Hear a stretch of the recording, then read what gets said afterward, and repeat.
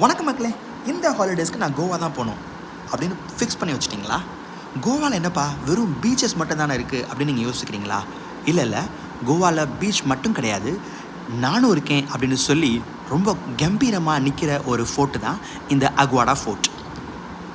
பழங்கால மன்னர்கள் எவ்வளோ அழகாக தங்களை பாதுகாத்து கொண்டாங்க, எதிரிகள்கிட்டருந்து எப்படிலாம் தங்களை காத்து கொண்டாங்க, என்னெல்லாம் அதற்கு பிரயத்தனம் எடுத்தாங்க அப்படின்னு சொல்லி நம்ம கண்கள் முன்பாக அழகாக போர்ட்ரே பண்ணப்பட்டிருக்கிற ஒரு ஃபோர்ட்டு தான் இந்த அக்வாடா ஃபோர்ட். இதோட என்ட்ரன்ஸ் நீங்கள் பார்க்குறீங்க எவ்வளோ அழகாக இருக்குதுன்னு சொல்லி, கம்பீரமாக இருக்குது. அதோடைய படிகள் எல்லாம் அழகாக பார்க்குறீங்க நீங்கள்.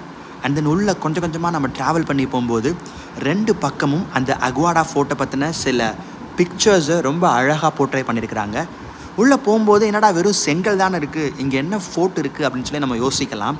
ஆனால் ஒருவேளை நீங்கள் ஃபோட்டோஷூட் எடுக்கிறீங்க, போஸ்ட் வெட்டிங், ப்ரீ வெட்டிங் ஃபோட்டோஷூட்லாம் எடுக்கிறீங்க அப்படின்னா ரொம்ப அழகான சில ஸ்பாட் எல்லாம் இங்கே இருக்குது. ரொம்ப அழகாக கேப்சர் பண்ண வேண்டிய தருணங்களும் இங்கே கண்டிப்பாக நமக்கு கிடைக்கும். அது மாத்திரம் இல்லை, இந்த ஃபோர்ட்டை அப்படியே ஒரு வியூ பார்த்தோம் அப்படின்னா சென்டரில் ரொம்ப அழகாக ஒரு ஸ்டேஜ் மாதிரி கவர் பண்ணி வச்சுருக்குறாங்க. அது ரொம்ப அழகாக இருக்குது. நம்ம அங்கேருந்து ரொம்ப அழகாக அந்த 360 டிகிரி வியூவில் இந்த ஃபோர்ட்டை ஃபுல்லாக ரசிக்கலாம். அது மாத்திரம் இல்லை, இந்த ஃபோர்ட்டுக்கு அந்த பக்கம், வால்க்கு அந்த பக்கம் நம்ம பார்க்கும் பொழுது அந்த கடற் வியூ பார்த்திங்கன்னா வேறு லெவலில் இருக்குது.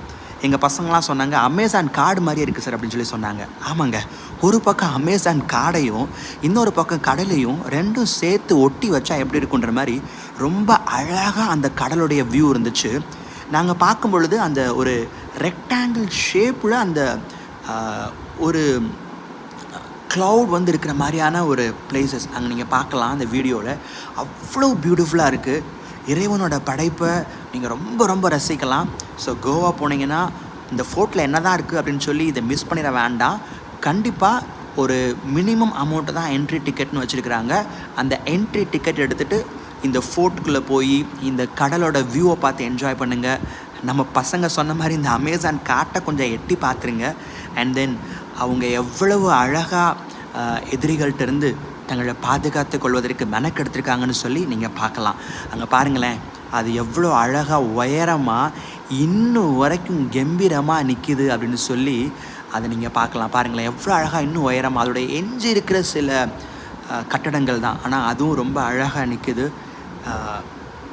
மறந்துடாதீங்க, கோவா போனீங்கன்னா பார்க்க வேண்டிய டூரிஸ்ட் அட்ராக்ஷன்ஸில் ஒன்று இந்த அக்வாடா ஃபோர்ட்.